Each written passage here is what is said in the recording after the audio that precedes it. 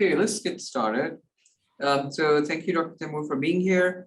Let me introduce Dr. Taimoor and we'll get to his topic for today. So Dr. Taimoor is an assistant teaching professor in the Department of Biomedical Engineering at Worcester Polytechnic Institute in Massachusetts. His research interests lie in human movement control, machine learning, and neural engineering. During his PhD, his research focused on developing a machine learning algorithm based on the notion of muscle synergies for classification of different walking models. Later on in his career, he worked at the University of Texas Health Sciences Center at Houston, where he examined the feasibility of exoskeletons for assisted walking in patients with neurological disorders. Most recently, he was working as a postdoctoral researcher at Northwestern University, where he examined the mechanisms of muscle weakness and stroke and the bilateral effects of stroke on motor neuron excitability. So with this, I'll leave it to Dr. Taimoor to take it away. Thank you, Dr. Josefa. And thank you for having me. It's an honor to be here. And thank you for inviting me for this guest lecture. I'll try to keep it simple because I know that a lot of students may have the background is from computer science, but this is much more, I'll try to reduce the amount of neuroscience or biology in it and try to make it simple. So the topic for today is that I'm going to present is muscle synergy analysis during exoskeleton-assisted walking. But before I begin, I'll just give you some more background about me so that you get some context. So I was born in Pakistan and I did my undergrad from ComSat's Institute of Information Technology in Computer Engineering. This was way back. And then I went to the UK, where I did my master's in control systems from the University of Sheffield.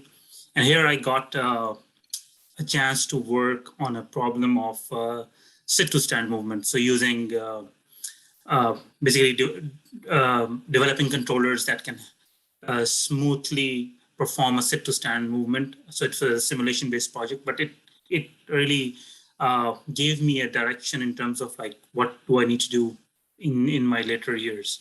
And then I traveled to the US after a few years, where I pursued my PhD at the University of Arkansas Little Rock. And here I was working on a problem of using muscle synergies to develop an algorithm that can basically distinguish between different walking modes. And it is very useful for people who are using prosthetics, for example. So if you want the device to behave in different modes, like during level ground walking or stair ascent. And so here I really developed some more interest and more background and more research on this topic. And then I moved to Texas. I got another opportunity. I got a research opportunity as a postdoctoral fellow at TR Memorial Hermann. And here I was working on this, looking at the feasibility of exoskeletons in patients who have neurological disorders, for example, stroke, spinal cord injury, or multiple sclerosis. So if they're either one side of the body or the whole body is affected, so how can these devices help people to walk in a better way? So that was the main topic. And based on that, we did a lot of analysis. These were longitudinal studies. We had like patients coming in, but I spent like three years over here. Then I had some more interest and I moved to Illinois, where I did another postdoc from the Northwestern University. And basically my research lab, of which I was part of, was at the Shirley Runnability Lab. And this at this point, I was now mainly interested in like what is really going on inside the muscle, for example. How does that, like a damage to the brain, for example, cause a problem inside the arm or the leg of the patient? And how do we quantify weakness, for example, or spasticity or some of the things? So I was looking at from the perspective of someone who has little background of neuroscience and then wants to investigate, I mean, really what is going on there, what kind of analysis or we can do. And then currently now I'm working as a teaching professor at Worcester Polytechnic Institute. So with that, I'll just give you a brief outline of this today's talk. So I'll give you a brief background about muscle synergies, like what are muscle synergies, how do we extract them, and what information can we get from them, and what are the applications of muscle synergies in rehabilitation. We'll go over a mathematical model of extracting muscle synergies as well. And then I'll present you some results from one of our study that just concluded last year and was published in the Journal of Neural Engineering. And I'll discuss some of the results, and then I'll give you some conclusions about that and what are the other things that you can take away from as someone who has, if you have little background in neuroscience, for example. So what are muscle synergies? Let me just give you a definition. I know this may not be clear just looking at the definition, but let's focus on the definition. So the definition of what is a muscle synergy? So what you need to understand is that the brain is trying to control a group of muscles to perform some movement. For example, you want to grab a cup of coffee, for example, or you want to walk, or you want to maybe put on the headphones on your head. So in all these cases, your brain is trying to control a set of muscles to perform certain movement. So one of the theory is that instead of controlling each individual muscle, the brain controls a group of muscles that contribute to a particular movement. Okay, and that helps to reduce the amount of the amount of control that the brain requires. So it reduces the dimensionality of the muscle control. And second part is that a single muscle could be a part of multiple synergies, and a single synergy can be part of various muscles. Now, this may not be clear with just a definition, but let me give you an example that would really help you to understand this. So I know that everyone has driven a car, hopefully, and in Chicago you may not, because there's a lot of good public transport, but consider this like a hypothetical example where you have two steerings in a car. Okay, so you have a driver who's sitting on the right, who is controlling the right steering, and there's a driver who's controlling the left steering. Now just think about how would this car achieve turning right or left. So if the car has to turn right, the driver who's sitting on the right has to turn the steering clockwise to make the wheel turn outwards, right? And the driver who's sitting on the left side has to turn the steering wheel again clockwise to move it to the leftwards. But there has to be a coordination between these two drivers. Otherwise, if the timing doesn't match, maybe the driver on the right is turning the wheel clockwise at a higher speed compared to the one who is turning the wheel, turning the steering clockwise at a lower speed, lower rate, then there is no synchronization, and you will not achieve the desired result of turning the wheel to the right? So it could also happen that the one on the right is turning right and the one on the left is turning left, and both are like doing something separate. Now this is really complex. If you think about it, this control is, fortunately, this is not the way cars are driven today, right?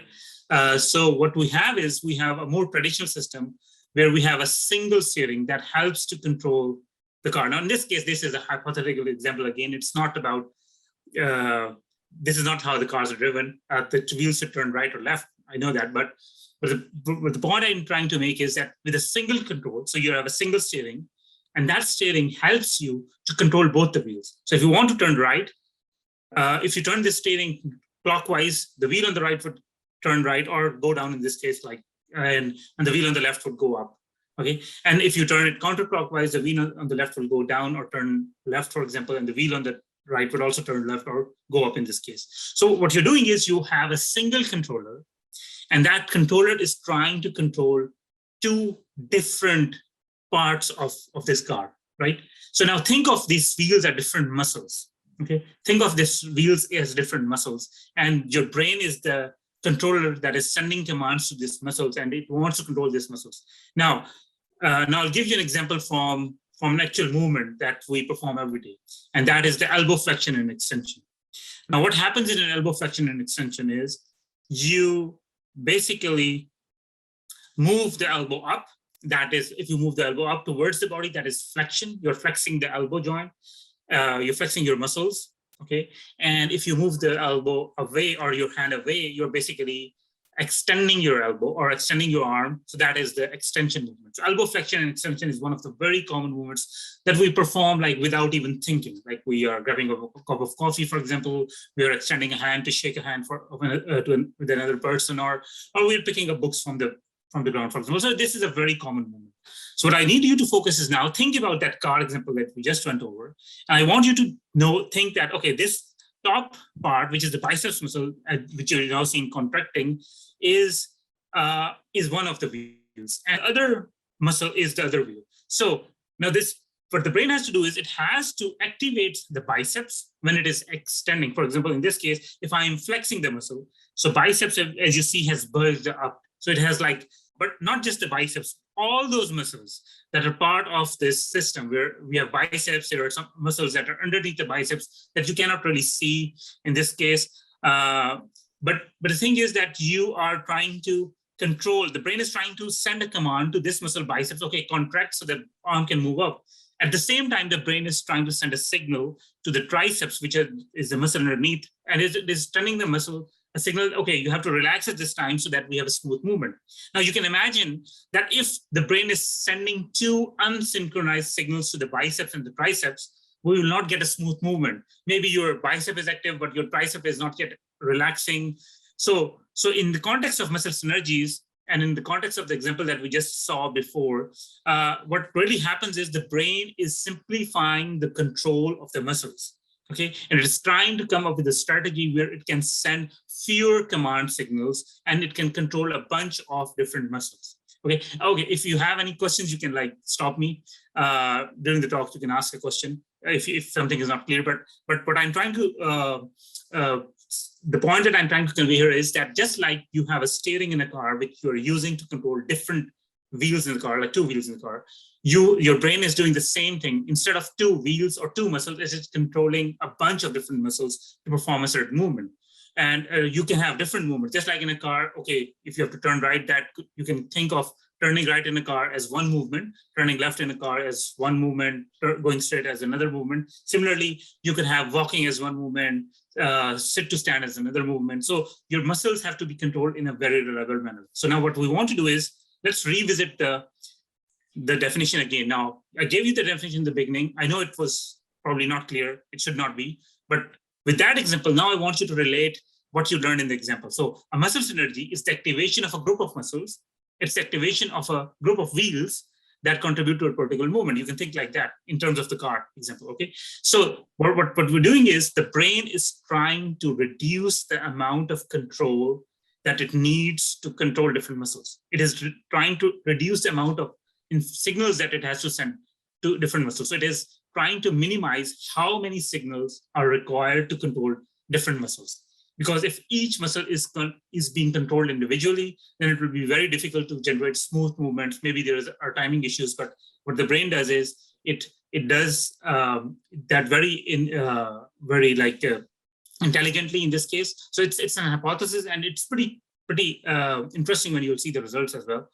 And a single muscle, so a single muscle could be part of a multiple muscle synergy. So like, for example, you have different muscles during walking, we'll see, and a single synergy can activate different muscles. So this is how the brain will do. And we'll now see what muscle synergies are in detail. Okay, so why is this important, first of all? So now think about the damage to the brain. So if someone has a stroke, for example, so there is a rupture in one of the arteries, or there is the blood flow is stopped, there's a clot, and that basically a certain portion of the brain can die. And because of that damage to the brain, your control of the brain over the muscles to perform different movements is now compromised. Okay, and there are statistics that show that 1 in 6 people have neurological disorder. This is from the UN, and this was like 15 years ago. So currently it's even more. So they're like, with 1/6, that means 1 billion of your population, or 1.5 billion, or something like that, have a neurological disorder. And just in the United States, 800,000 people every year have a stroke. So now you can just think that there's a huge amount of population that requires help in terms of like, okay, how can we improve their quality of life? Now, because of the damage to the brain or the spinal cord, if we count a spinal cord injury as well, then central nervous system is the part of the brain, part of your body that contains the brain and spinal cord. So if you talk about brain and spinal cord, that is your CNS, or the central nervous system. And what happens is that what we want to do is, as a researcher, we want to study how the brain controls the muscle after an injury, for example. Because now we know that the control of the brain to the muscles has been compromised. So we want to better understand how the muscle coordination is behaving after something like a stroke has happened, for example, and what we can do to change that coordination to improve the quality of lives of the patient. So that is why it's important to study how the muscle coordination is taking place. So yeah, if you have any questions, please feel free to ask and interrupt. Okay, so here's the research question that we wanted to study. This is like the study that was done, published last year. So using the concept of muscle synergies, we want to evaluate the changes on the muscular coordination of a person who has a stroke after exoskeleton-assisted gait training. So we want to see is that, okay, if a patient, an exoskeleton, what are exoskeletons? I'm not going into the details of the exoskeletons, but they are devices that can help people to walk, and they mimic the behavior of a walking pattern. Okay, so this in this you can see this patient. She is wearing an exoskeleton. This exoskeleton can be programmed to walk. You can change different settings. The topic is not going into details of the exoskeleton, but what you need to remember or understand is that exoskeletons are devices that are available that can help people to walk, but we want to see that whether they are effective or not, whether they can change the muscle coordination, whether they can improve the muscle coordination after a neurological injury. So this is the research question that we're trying to address here. So let's talk about then how do we extract muscle synergies? Okay. Now, since we're talking about muscle synergies, so we are talking about the coordination of different muscles, right? But what we need to understand is that we need to get some data from the subject, from the patient. And fortunately, we have a way of recording the activity of the muscles, and that is known as electromyography. So electromyography is basically a signal that shows us the activation of a certain muscle. So if you place some electrodes on the muscle and you activate your muscles, you can record the underlying activity of the muscle. And why does this activity take place? There's a lot of things going on inside the muscle which are beyond the scope of this talk. But what I want you to understand is that you have a way of measuring the muscle activity, and that is using by recording the EMG signals. If you place some electrodes on the surface of the skin and the person activates those muscles, we can record the underlying activity in the muscles. Fortunately, we have that. Now, what you need to understand as a computer scientist or someone whose background is in programming, for example, what you need to think is that EMG is just a bunch of numbers that are varying over time, nothing else. So once you have a bunch of numbers, you can basically see that what you can do with that. But the thing is, it's just like a bunch of numbers that are varying over the time, and they're showing me or you what is going on in the muscle. Is the muscle active or not? So what we are interested in is now to extract the muscle synergies. We are not even interested in the whole signal. We are interested in the envelope of the signal. Envelope means that every time that, for example, in this case, this red line, the blue one is the actual activity of the muscle, which has positive and negative values. But we extract an envelope of the signal. It could be smoothed out as well.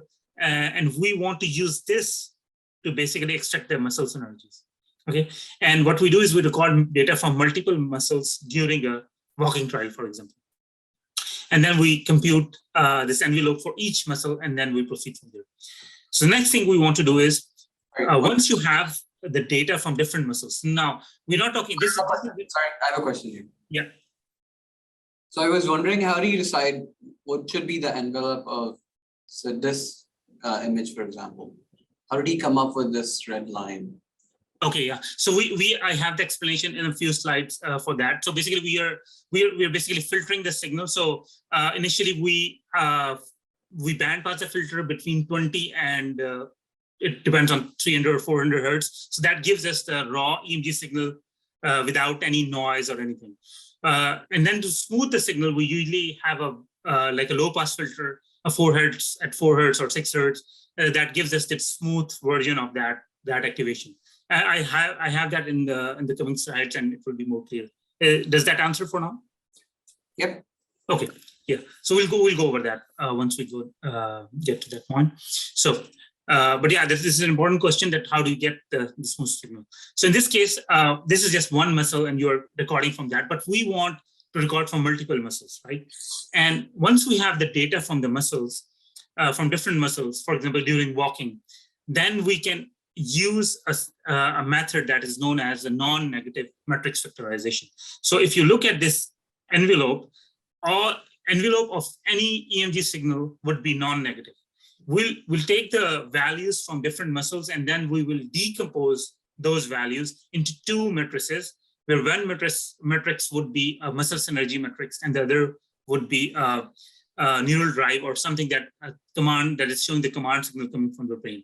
And the method that is typically used for that is called the non-negative matrix factorization. It is a very popular method which you use to do that. In this case, EMG signals are your input, and you get two matrices, and you're basically trying to solve a problem of blind source separation, but you don't know how that matrix came into existence. Okay, so once you get two matrices from that one single matrix, you have the first matrix is the synergy matrix, and the second is the command matrix, or the command matrix coming from the commands coming from the brain. So let me go into more detail of the non-negative matrix factorization. So think of this, that you have got like 8 or 10 muscles that we are extracting from during walking. So we place different sensors. We'll see where the sensors are, but let me go over how this extraction actually works.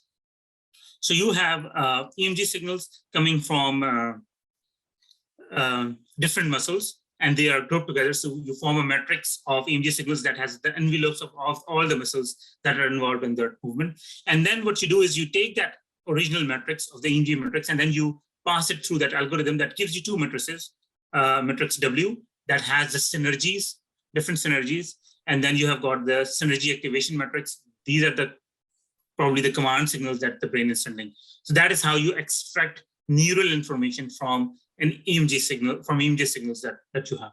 And then you reconstruct that you basically, once you extract these, then you reconstruct your original, you try to reconstruct and see how close they are in terms of the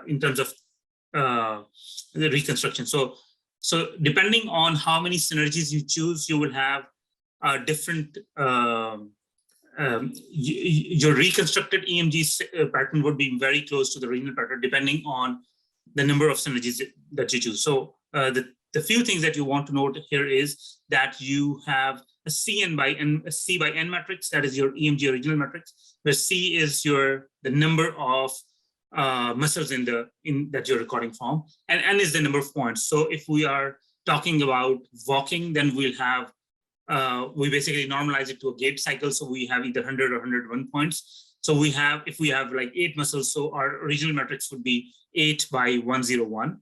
And our W matrix would have 8 rows, and it would have K number of modules or synergies. So K is, we can vary K from 1 to up to 8, for example, if we have 8 muscles. And then we can see how accurate our reconstructed EMG matrix is. And that, based on that, then we'll choose the dimensions of the W. So but before we go into that, let's understand how complicated a gait cycle is, or walking cycle is. So we talked initially about the elbow flexion and extension. So that is one of the most simplest movements that you can think of. So you're just flexing an arm and extending the arm. But now you have walking. So walking is a very complex pattern. You have got so many different phases that it could be divided in. So in this case, we have divided the gait cycle into 6 different phases, and the gait cycle actually starts from the heel contact of the right leg to the heel contact of the right leg again. So that is one gait cycle. So you have typically a stance phase and a swing phase. So the first 4 phases are part of the stance phase, and the last 2 phases are part of the swing phase. You have got initial contact when the heel strikes the ground. You have got the loading response. That is the beginning of the phase 2. You have got the weight support phase starts when you have all your weight is supported by one of the foot. And then you have a double support phase where you have got a push off where you're propelling the body forward. And then phase 5 starts where you have this initial swing phase. So now your right leg is going into the swing phase. It is above the ground. And so this is a very complicated movement. You can see that it involves all the muscles in your leg, and even in the other parts of the body, because you're also supporting. So what we are focusing is on only the muscles of the leg, and see how they are coordinating with each other to produce such a complex movement. So what we did was we collected data. We placed EMG electrodes on 8 different muscles. So we have got soleus muscle here, SOL, and MG muscle. So these are usually there to push the ankle down, for example. So that's a plantar flexion movement. We have got the TA muscle that is in front of your shin, for example, and that helps in producing a dorsiflexion movement, or it basically pulls your foot back towards your knee, so you can basically flex your foot. You've got these RF rectus femoris and VM, the vastus medialis muscle. So these 2 muscles are used to extend your knee. So if you extend your knee, if you're sitting, for example, and you're extending your knee, or you're kicking a football, for example, if you're kicking a football, so your RF and VM are active. Then we have got the bicep femoris, BFL muscle, long head, and the semimembranous muscle. So these 2 muscles help to basically flex the foot. So if you are like, when you are walking and you pull your foot up, okay, you try to achieve the ground clearance. So these are the 2 muscles that would come in place. And then we have the gluteus maximus muscle. So this GM muscle also helps to achieve different phases of gait cycle. So once we have these muscles placed, the subjects were asked to walk during overgrown walking with and without an exoskeleton. And this is a typical pattern of the envelope of the EMG muscles that are collected from these muscles during one gait cycle. Okay, so we can see that the TA muscle is normally activated at the end in the swing phase, for example. We can see the soleus and the MGA muscles are very active during the stance phase, but they're not really active in the last 2 phases. And then you can see the activation of the other muscles at different points. So this is what a typical activation of muscles would look like during a walking cycle. And on the x-axis, you can see the different gait phases. In this case, we're just pointing out to 5 gait phases.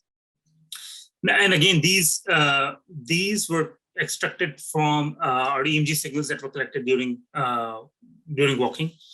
Now, how the EMG, and to the earlier question from Dr. Jaffa. So in this case, once we collect the EMG signals during walking, we basically bandpass filter those EMG signals between, in this case, we were doing 20 to 250 hertz, but you can, like, depending on the application, you can go up to 450 hertz as well. But that's to get rid of any noise that you may have. Then once you do that, the next step is to get that envelope of the signal. We used a fourth order 0-phase low-pass filter that gives us to smooth that EMG signal. And these smooth signals that you see here are basically extracted once you do the second step over here in the EMG data processing. And then what we did was, since we are collecting multiple gait cycles, so we want to normalize it because you can have different levels of activation in different trials. So I think so we collected multiple trials, more than 20 for each case, or at least 20 in each case. And then we normalized the activation level, or normalized these values to the maximum value that we achieved in that signal. And so this resultant is basically a kind of an average from multiple strides. I have a question, another question. Yes. Go ahead. Back to the last slide. Yeah. So according to your explanation of synergies, could we say that 2 muscles that are acting in the opposite manner, can we get the data of, or predict the data of other using the first one, or is it not exactly opposite? So could you repeat the question? I think so. I'm getting that. Okay, so I'm saying, let's say looking at TA muscle and soleus muscle. Yeah. Looks like they're acting in the opposite manner. TA Yes. Going to lift the ankle, soleus is probably lifted the other way. Yeah. Could we say that if we are given the TA EMG or TA muscle activity, could we predict soleus activity from that because they're acting opposite to each other? Yeah, actually, yes, we can. But in this case, it will depend on the movement as well, because in walking, it's a very smooth. So you are either activating something or deactivating. But sometimes, for example, if you are studying balance, for example, if someone is standing and you just want to study balance, in that case, it may not be possible, because then you're trying to stabilize your leg. and you're activating TA and Soleus and MG at the same time. So you're trying to achieve like an equilibrium in that case. But yes, in walking, you can do that. In certain movements where you have like, you can certainly do that. You can use the TA to see, okay, if we can predict the behavior of MG and Soleus. But yeah, it would depend on the movement that you're studying. For a balance control, for example, it would not work because in that case, you're trying to stabilize yourself, especially for stroke patients, for example, they're trying to stabilize. So they'll probably have activation of both the TA and the MG and soleus muscles. Got it. Thank you. Okay. So another thing that you'll notice is that since in this case you have got, if you just look at the top three muscles, so MG and Soleus are being activated at the same time. So it is possible that these muscles would end up in the same synergy, okay, because they are activated at the same time. And we'll see that when we extract the synergies, what happens. And TA may not be part of that synergy because that is not being activated at the time when MG and Soleus are being activated in this case, for example. So let's move on. And we know the data processing. We did this data processing to extract these signals, and we normalized it to a gate cycle. So we have got every signal from 0 to 101 data points. And this is during walking. And now what we need to do is, if you remember earlier on, we talked about having an original EMG matrix and then extracting these two matrices. And then we want to use these two to construct a reconstructed EMG signal matrix. And then we want to compare whether original is close to the, whether the this recreated EMG matrix is close to the original matrix or not. To do that, we want to compare the two using this method, and this is known as variable. We are trying to account for the variability in the data. So if both these signals, so if VF would be exactly 1 if both these signals are same, right? So if EMG original is equal to EMG recreated, then this is essentially 0 and your VF is 100%. That means you are 100% able to extract or you are able to reconstruct your EMG signals from those from the extracted synergies and the neural commands. But we know that it may not be the case because we'll vary the number of modules that we have. So what we want to do is we want to achieve a maximum number of activation with the minimum number of modules possible.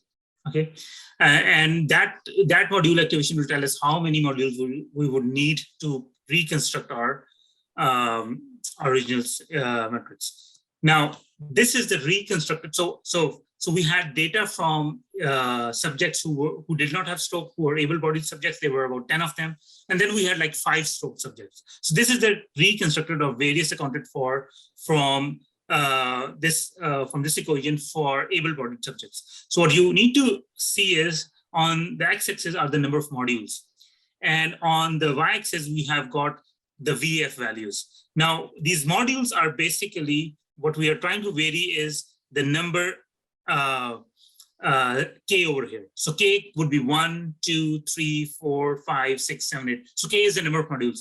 Can we use 1 module to predict the EMG? Can we use 2 modules, 3 modules, 4 modules? So that is what we are trying to vary over here. So if we just select, okay, give me 1 module from this EMG matrix, extract synergy matrix that has just 1 module, and then reconstruct.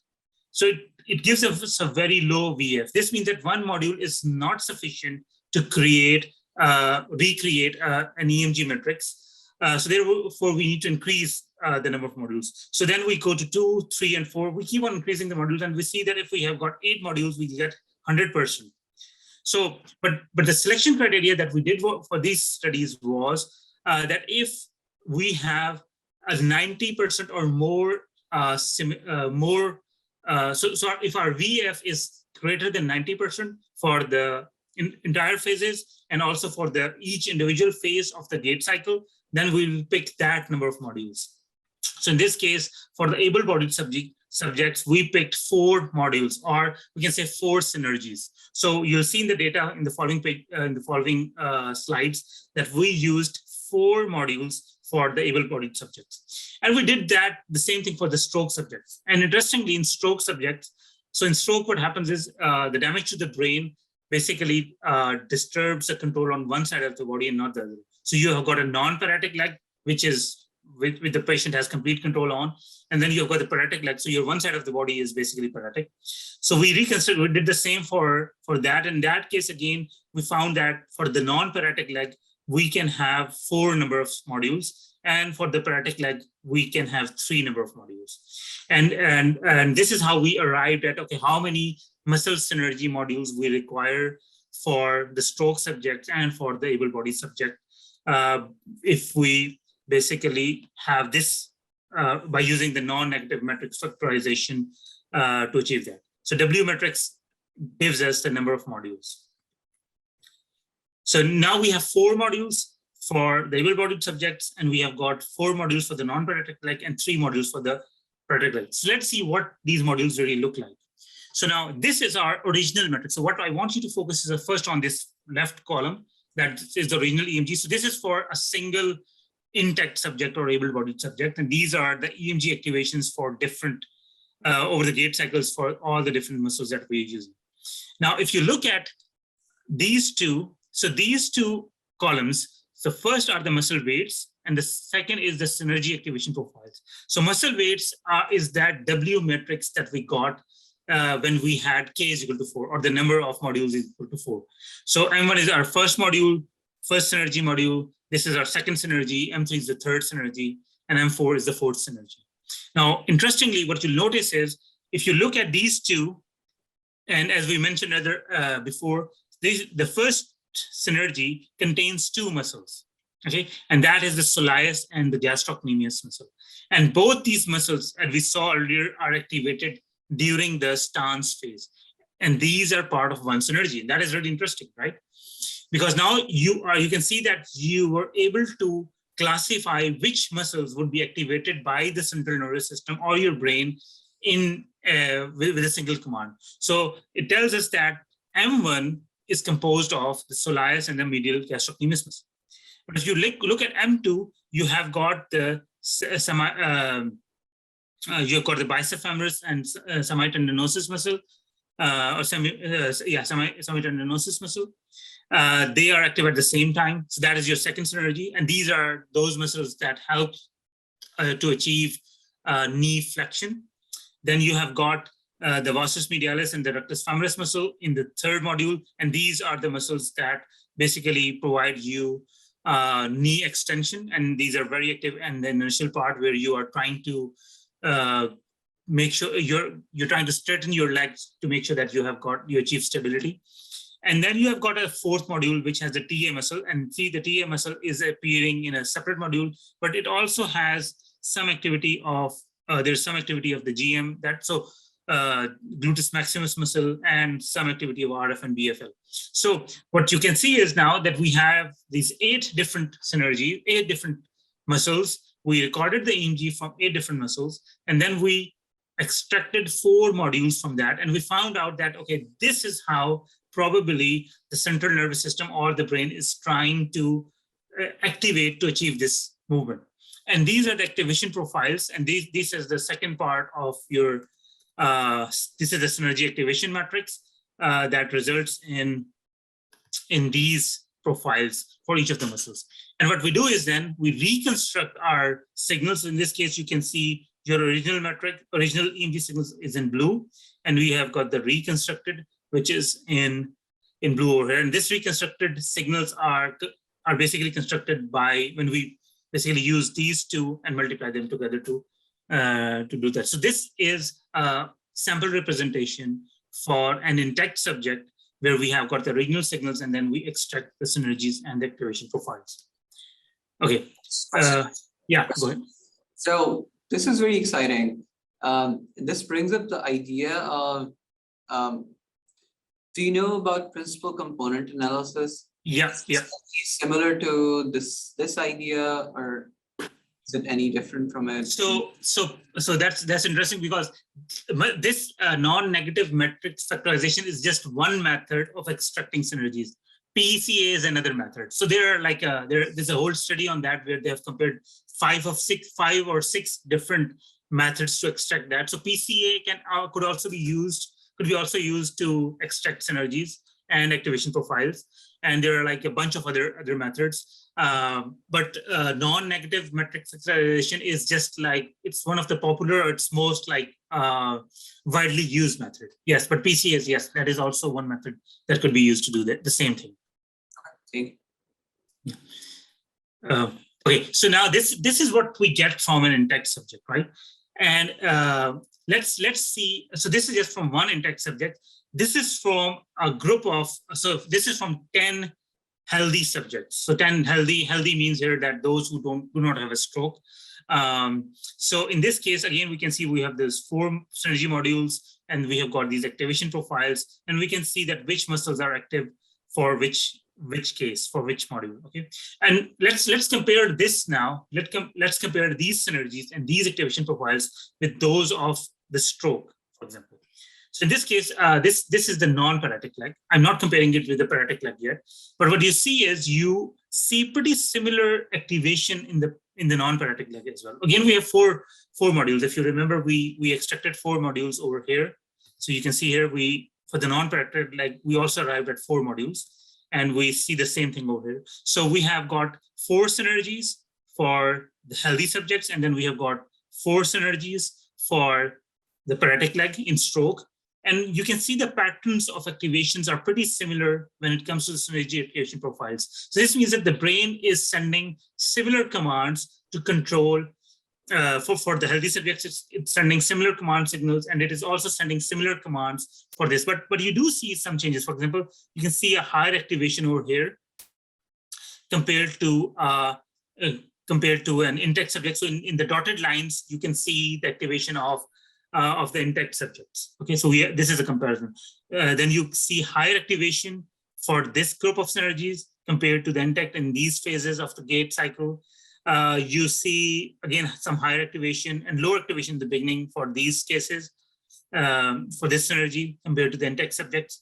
Again, over here, you see in the dotted line is the in-text. It's the same one over here that you see over here. So in the purple or the blue, you have purple, you would have this higher activation of this synergy during the swing phase compared to what we have in the in-text. So although we got 4 synergies, but you can see there is a slight difference in the way the central nervous system, the brain, is controlling the non-paretic leg of a stroke patient. Even though this non-paretic leg is completely fine, there is not any effect on the non-paretic leg after stroke, but we can still see there is some difference between these two.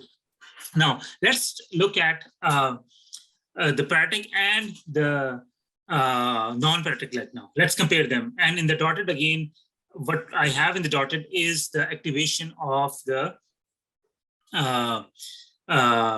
activation profiles for the in-text subjects or the healthy subjects. Now, let's compare these 2 cases where we have got the non-paretic leg, and this is during just like overground walking, right? This is without any exoskeleton. So the patient was just walking on level ground and collected from at least 20 trials. So what you see is now, we already talked about this part. Now, what you see is, this is really interesting because now, instead of having 4 synergies, if you remember, we found that in the paretic leg, we have 3 synergies, right? We ended up getting 3 synergies. 3 synergies were sufficient to reconstruct our EMG metrics. But what does those 3 synergies means in this case? So if you look at this first synergy, which is the P1 is for the first paretic synergy, or the first synergy of the paretic leg. It basically is a combination of 2 synergies from the non-paretic leg or the in-text subject. Okay, and it is basically a combination of the first and the second synergy. So what has happened is that first synergy is basically a combination of the first 2 synergies in the non-paretic leg or the in-text subject. So you don't see separate modules or separate synergies for this first, instead you see a merger of synergies. So now the brain, the damage has caused a group of muscles to activate at the same time. So it has that change in the brain because of that injury has caused 2 modules to merge together. So if you see in this green and this red, these were the original modules for the in-text subject. And what we see in this yellow is the merger of these 2 modules for the stroke subjects. And these are data from 5 stroke subjects. But we do see that we have still the P2 and P3 are still there. There are 2 synergies. These 2 are equivalent to N3 and N4. Any questions from this figure? Okay, so the point that I'm trying to make here is now that just like in the non-paratic side or in text subjects, you have 4 synergies. We have a merger of synergies in this side. Okay, now what we did was that, okay, we now know that, okay, after stroke, you have got a different synergy pattern in the brain. So brain is now sending commands to different, because now you have got a different walking pattern, right? So now what would happen if we have an exoskeleton and we train the subjects and we see if exoskeleton is able to improve or change these synergy patterns. So what we did was that the subjects, these 5 subjects, participated in 15 sessions of exoskeleton-assisted gait training, and then we evaluated them at the end of that training. So we had data from the paratic and the non-paratic leg, and we wanted to see what happens during overgrown walking with an exoskeleton and overgrown walking without an exoskeleton. And this is the data during overgrown walking without an exoskeleton and the overgrown walking with an exoskeleton. Again, this is a busy slide, but let's hopefully that you can use the previous knowledge that you just gained and to understand this slide. Now, we have got two conditions here. One is we have got a post-analysis where the subjects walked without an exoskeletons, WO, and they walked with an exoskeletons, WT. And what we want to focus is now, we want to see what happened to their patterns post and with and without the exoskeletons. Now, there are some positive things that happen, and there are some negative things that happen. First of all, if you look at this, the non-paratic leg, so this is the non-paratic leg, are in the non-paratic leg, the pattern for with the exoskeletons was much closer to, if you see this green line, so this green line is the activation of the first synergy during walking with the exoskeleton, and that is much more closer to overground walking for the healthy subjects. See the dotted line here? So the dotted line and the green line are much more closer compared to the dotted line and the red line. So you see that there's a shift in that activation pattern. This means that exoskeleton was able to improve the walking for during exoskeleton during the overground walking for without for the paratic leg, for the non-paratic leg, sorry. But you also see that there is a decrease in the activity and the increase in the activation in these 2 phases, which are opposite to what the healthy subject was doing. So this was kind of like a negative influence of the exoskeleton. So it is not really necessary that it will always have a positive influence. Again, you can see over here that the green activity has increased. So activation pattern of post overground walking with the exoskeleton has increased, but this is in healthy subjects or the non-paratic leg without the exoskeleton, there it was very like nearly 0, but it has increased. So this means the activation during walking in different phases, it increases for this third synergy. Now, let's look at the non-paratic leg, because we were really interested in whether the exoskeleton-assisted gait walking can help change or improve or the muscle synergy. So let's talk about this first one. So I want you to focus on this first one. Let me zoom this out. So this is the first synergy. This is the top right one. So what you see over here is that exoskeleton-assisted gait walking actually helped to resulted in 2 different modules. So when we did this same synergy analysis for exoskeleton-assisted gait walking, so we found that again, there were 2 different modules. Instead of a merger of the modules, there was a separation of modules. So this really helped us to see that the modules that were merged after stroke on the paratic side were separate during exoskeleton-assisted walking. Not after training, but at least during exoskeleton-assisted walking. And we also see a decrease in this activation over here. So you can see the green one, it goes down, and it is pretty similar to what during the swing phases for the second synergy module. This is equal to the N3 over here. And then we also saw that there was some more activation for the module number 4, P3, which is equivalent to N4 over here. So in short, what we can say is that although exoskeleton gait training helped the patients to improve not improve, but basically separate the modules that were merged after the gates, after the training, but it did not affect them during overground walking without the exoskeleton. So although with the exoskeleton, they can walk much better compared to when they're walking without. So the main key points that I want you to take is that it is possible to achieve a pattern of walking that is similar to pre-injury using an exoskeleton, but that is only available during exoskeleton and not without an exoskeleton. And although the exoskeleton can correct the gait pattern of the paretic leg by changing the motor coordination complexity and thus helping to achieve a normatic gait pattern.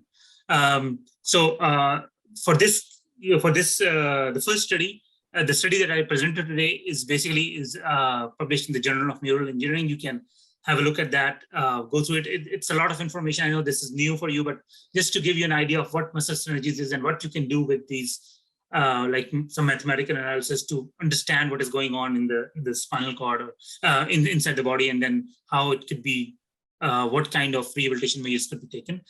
We also have another study that is also evaluating the muscle synergies, and that is in multiple sclerosis. So this is a different disease that also affects walking. That is a lot of people, young population is affected by MS. And we have got these two studies. You can really go and find more detail about what I presented today. And with that, that's all what I have. Any questions? Awesome. Thank you so much, Dr. Taimoor.